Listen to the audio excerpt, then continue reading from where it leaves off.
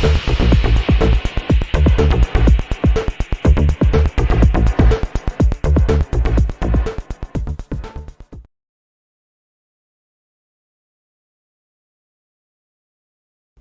everybody, welcome to another video. On today's video I have this Toyota Auris 2016. This is a hybrid version. I'm gonna be changing the oil and the oil filter, and perhaps we'll have a quick look at the air filter condition, and you can replace it if you need to. So I'm gonna start by opening the bonnet, which is, if you pull this lever here, the bonnet will pop open. And also, actually, we'll take the advantage to top up some screen wash fluid and check the coolant level as well. So, right, to get the bonnet open, you have to get your hand in here and find what it is. Well, I'll show you in a minute. Let me get this up here. So you need to find this basically, and you pull it up and it's gonna let you open the bonnet, and then you need that to hold the bonnet up.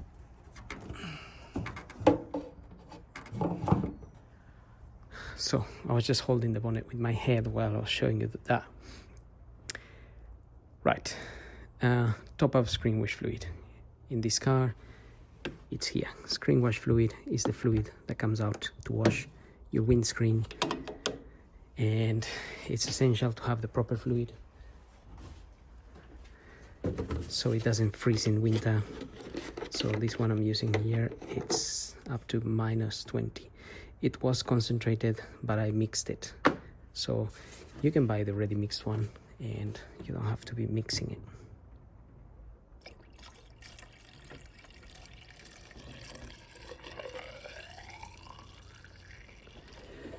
Okay, so that was fairly full already, but you want to keep that full most of the time, because you never know when you're going to need it, especially if you use the car a lot. Obviously, motorways and whatnot, you're always using it, and it runs out fairly quickly.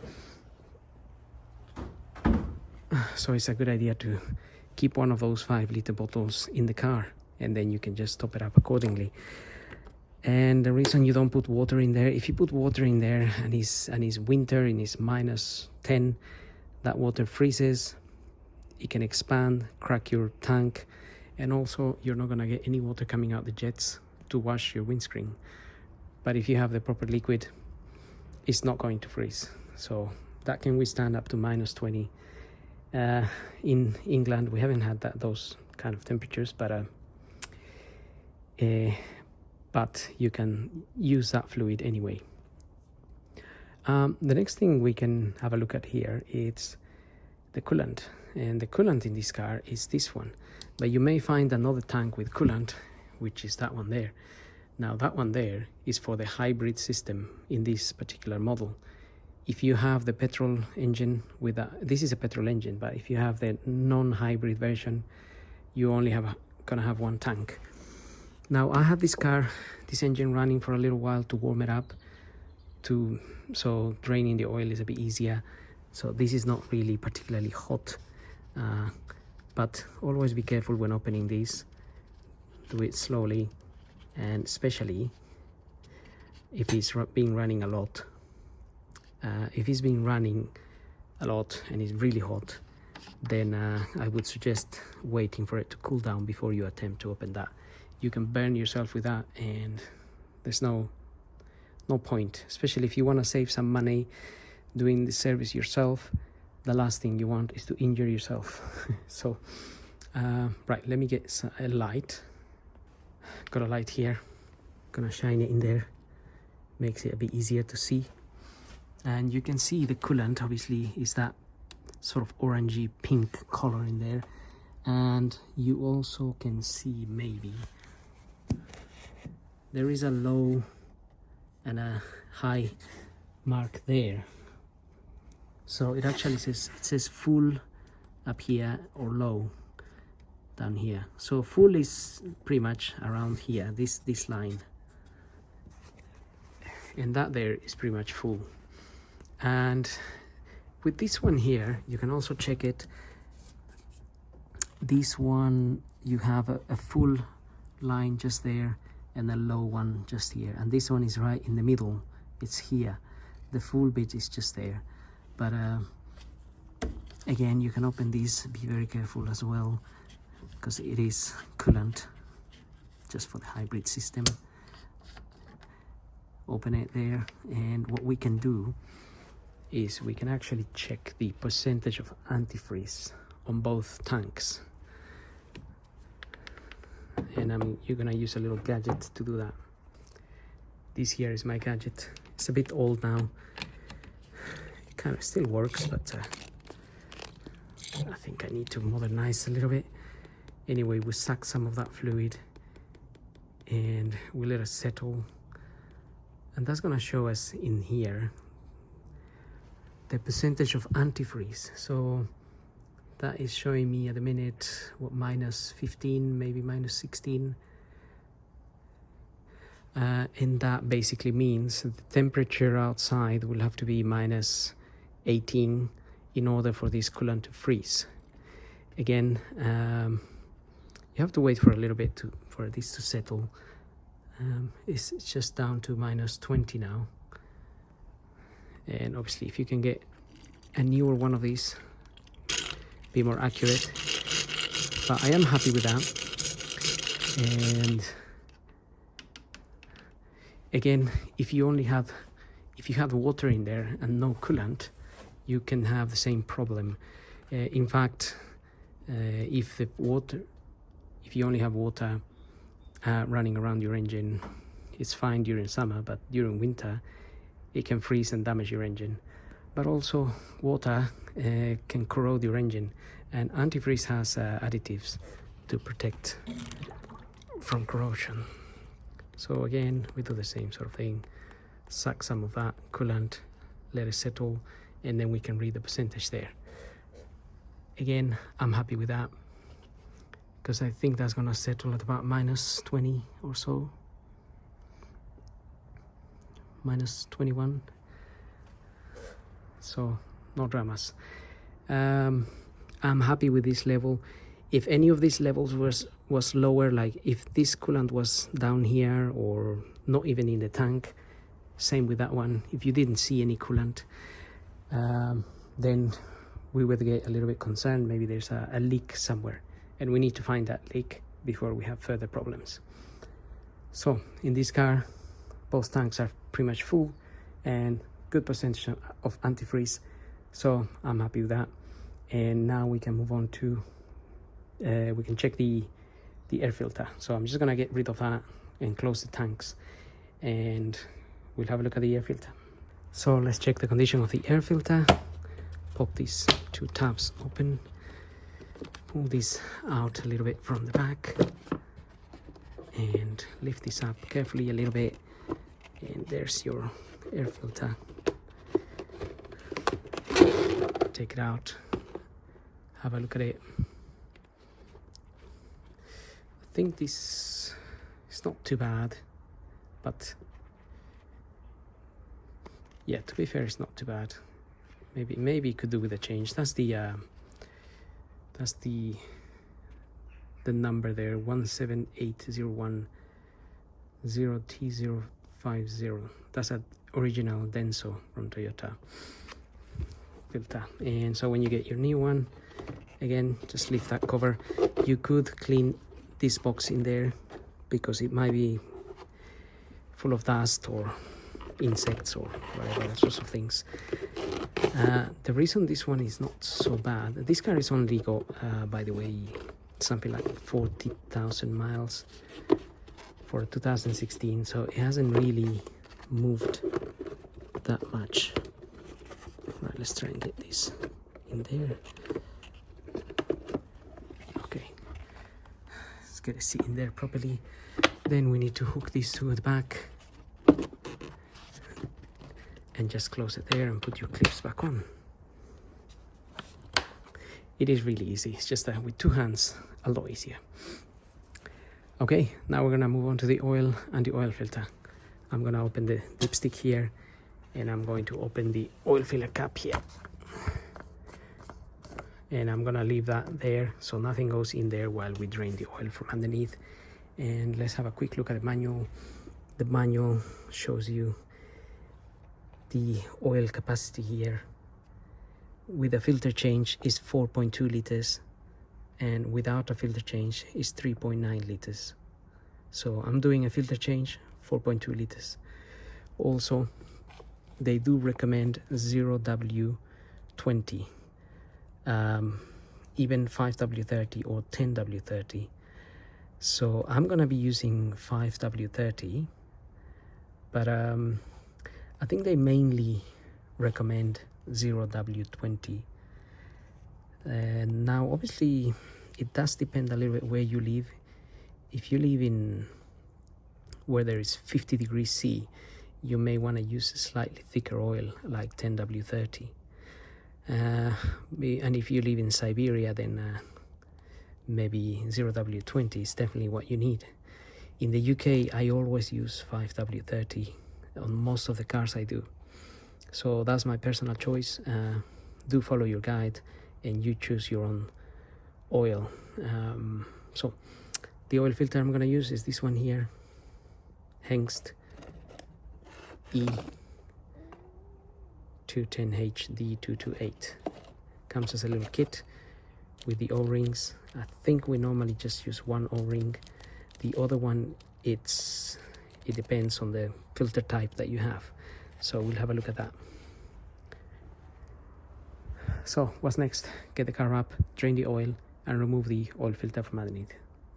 So looking at the car from underneath, we have this cover here, and we can open just this section here to get access to the bolt and the filter, but we need to remove 2 or 3 clips from here. I already removed this one, and then there should be another one there which is missing, and then we have this one here. So you need to basically pull the center with something like this, and then take that out, and then this will open. Now usually if you could use the same pin here and not there, in this hole here, sort of, and there's a hole in there, plug it in there and close that. It will keep your little door open, or not, but it usually does. So I'm gonna do that again. I'll just put the clip in properly. So to open the sun plug bolt, you're gonna need a 14mm socket, and to open the actual filter housing, you're gonna need one of these. And you can find these easily if you just type Toyota Auris or Toyota Prius oil filter socket, and it will show you they're all the same size. This doesn't have a size in there, but it is specific for that, for the Prius or all these models here. You can have a look in here. This fits in there.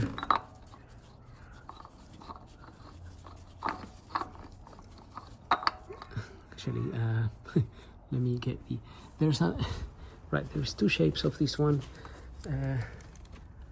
There's that one and there's this one. They're both pretty much the same, but they are the same size here. It's just that this one is a little bit bigger in circumference, so this one is a bit skinnier.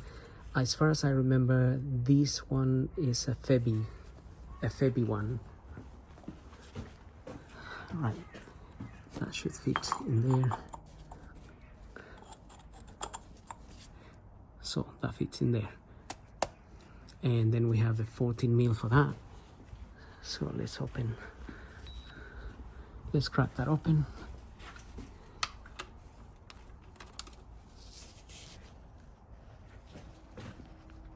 Make sure you have an oil pan, obviously, to catch the oil. And also, that is quite clean actually. It's because the last service of this car was not long ago, and the car didn't really do that many miles, but it really does look clean, doesn't it? Anyway, I'm gonna take that out now while this is coming out. While that is draining, we can remove our oil filter as well. And again, oil will drip from there, so make sure your oil pan is sitting under that. So as I was saying, the oil can be very hot, so be careful not to burn yourself. It just depends how long you run the car before you do the service. So normally I would let it run for about 20 minutes or so, and then do the service.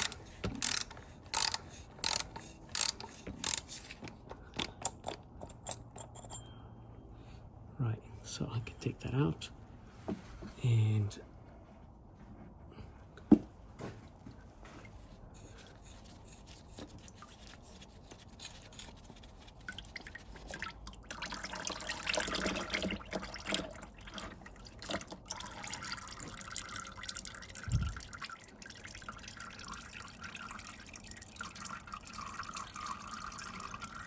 gonna let that drain for a little while.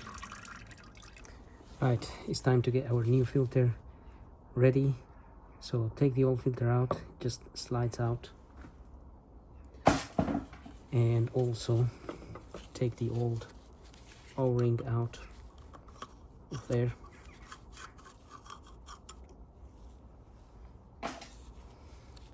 And get your new O-ring. Get in the correct groove. I'm gonna put a little bit of multi-purpose grease around this. You can just use a bit of the oil that you're gonna use for your engine if you didn't have any grease. New filter in there, and that is done. Now this other O-ring, basically in some filters on other models, there is a cap here. There is a little cap here that you can open and remove to drain the oil from here. And when you drain the oil from here, then you can remove these, and then there won't be any oil coming out of here. So it sort of saves the mess. These ones don't have that because the position of these doesn't really cause a mess. So this doesn't need that. You can dispose of that. And some plug bolt, old washer, new washer, and we are ready to refit all of that. Actually, one more thing. In the back of this filter is written 25 Newton meters. You might be able to see that, maybe not, but because the sun is shining nice and bright, but it is written in there 25 Newton meters. So that's the force you want to tighten that to. And this also is between 30 and 35 Newton meters. No more than that, so don't over tighten anything, don't damage anything. So let's get our sun plug bolt in there. Get in there by hand, make sure it's going in the correct way, that way you're not damaging anything. And then we have our filter here. Again, put it in there by hand as much as you can, and you know it's going in the right direction. Now we can tighten those. So just go ahead and tighten that. If you have a torque wrench, use it. If you're doing this for the first time, maybe a good idea to invest in a torque wrench, and that way you avoid yourself damaging anything in your car. So that is done. Let's take this off, and next we're gonna tighten that. Right, so we're gonna tighten that. And again, if you have torque wrench, you can torque that up without damaging it. So if you don't have a torque wrench, just be careful not to over tighten it or damage anything. In this case scenario, this sump, it's fairly easy to replace if you did damage it. But why would you want to do that? Just avoid any damage whatsoever and get yourself a torque wrench. Well, now I'm gonna fit this back on. Not rocket science. Lower the car and top up some oil. One thing I forgot to mention is you can see a little bit of oil here and a bit here, so make sure you rinse that and leave it nice and clean as you found it. That way next year when you do this, you can monitor if there was any oil leaking from there or there. Usually there isn't, but for argument's sake, if you hadn't tightened one of these enough, then you will see a small oil leak drip there, and that would sort of give you a bit of a guide as to how you did the job the last time. And also it would avoid you getting confused from if you had a different type of oil leak. So anyway, this is brake cleaner, very good for rinsing oil. Time to put some oil in, so just lift this little cover out and we can put the oil in there. This is my oil here, Motoquip 5W30. I would recommend using Castrol or Mobile Super 3000 in any case, or use the Toyota oil. So what I'll do is I'm gonna go ahead, it's 4.2 liters. I'm gonna start pouring the oil in there and then we'll check our dipstick. But I need my two hands for this process. Obviously oil goes in there. Right, I'm just gonna remove my dipstick here and I'm gonna clean it a little bit on this paper. Just wanna show you the marks. There is two little dots in this dipstick. One is there and the other one is here. And this is the minimum and this is the maximum. So we're gonna put our dipstick back in there and we're gonna see where we're at. I didn't put all the oil in and I'm just going to check where we are at the moment. So you may or may not be able to see that this is, you can just see the yellowish glare there. Is at the max, it's a little bit above the max in fact. So that's where our oil is approximately. Now I have a little bit more to pour in there, and the reason we can see some of the oil a little bit over, it's because once you run the engine, some of that oil will go into the oil filter housing. So this is expected. So obviously I put in a little bit more there, so it might go up just a tiny bit more. But once you run the engine, as I said, that oil will go into the oil filter housing. As you saw in the manual, it says if you don't change the oil filter, you use 3.9 liters and or 4.2 if you change it. That means 300 mils of oil will stay in that housing. So obviously next time you check your dipstick after running the engine, the oil will go down again, because it will not be on the sump, it will be on your filter housing, and it stays there until you change it. Well, it doesn't stay there the same, obviously it circulates every time you start the engine, but a 300 mil amount always remains there. So now we can remove this, close this. I am happy with the quantity as seen on the dipstick there. So all that is left is to get this engine running, make sure it's running okay, make sure there isn't any warning lights coming on in here. So obviously with a hybrid it doesn't start until you press the gas. So now it's started. Engine sounds good. There's no oil pressure warning lights coming on in here. so that it's okay. Usually when I start the car, I just make sure there isn't any warning lamps coming on after I change the oil, because I can, if I just monitor it here for a few seconds, I can switch the engine off quickly in case anything is happening, in case I've forgotten to put the oil filter or tighten something and the oil is pouring out. So I'm always a bit extra careful. And then we can come here, everything is nice and close, we make sure, and obviously have a quick look underneath, make sure there's no oil dripping in quantities.